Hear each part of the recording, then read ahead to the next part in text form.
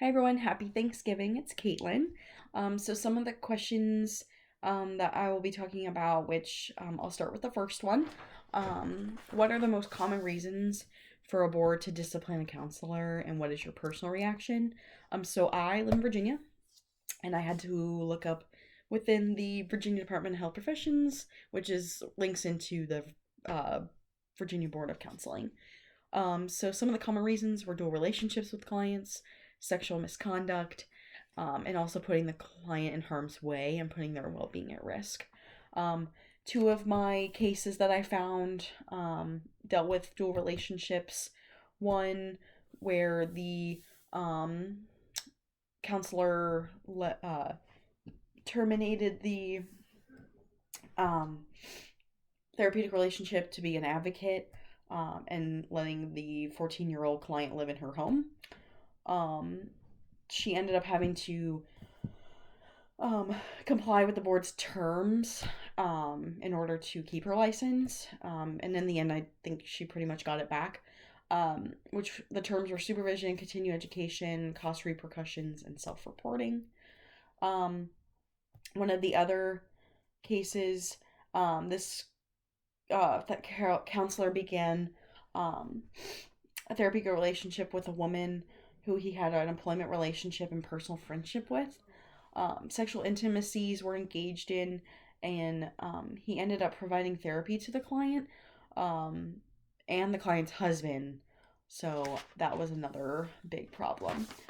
This was indefinite probation in the end, as long as he followed the terms, which were similar to the first case, which were supervision, continued education, some fines, and some self reporting.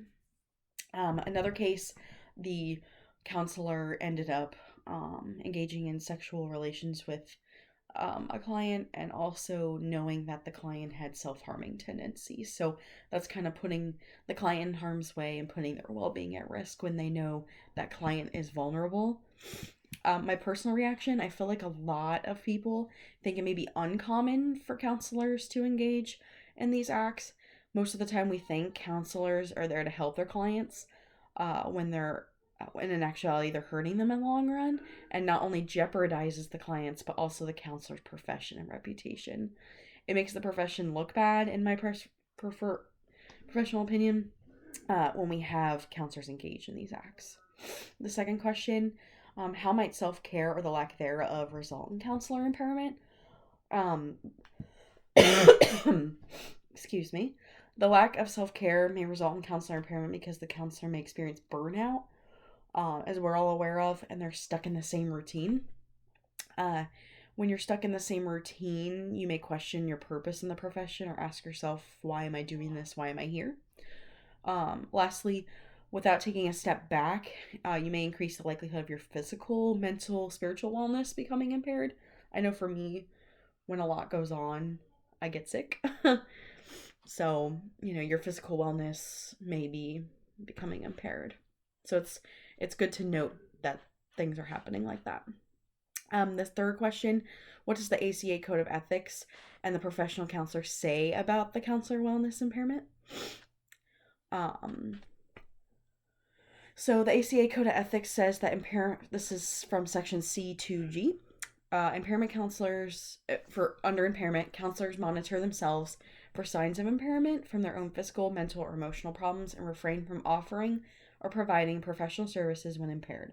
They also seek assistance for problems that reach the level of professional impairment, and if necessary, they limit, suspend, or terminate the professional responsibilities until it is determined that they may safely resume their work. In addition, counselors engage in self-care activities to maintain and promote their emotional, physical, mental, spiritual well-being to best meet their professional responsibilities. And that's from Section C, and that's in the introduction of the ACA Code of Ethics, 2014. An article from Lawson and Myers, 2011, talked about the Wheel of Wellness from Sweeney and Whitmire, 1991, which served as the basis for initial studies of wellness from a counseling perspective.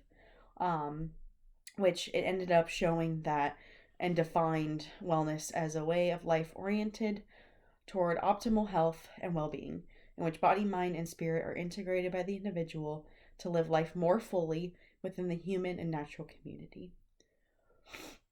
And one of my questions would be, although self-care and impairment have been discussed, why would counselors engage in dual relationships or sexual misconduct when they know it's wrong? Um, aren't people gonna find out these um, reasons anyways, and why the people did it? But yeah, that's my question. Um, thank you for listening, and again, happy Thanksgiving.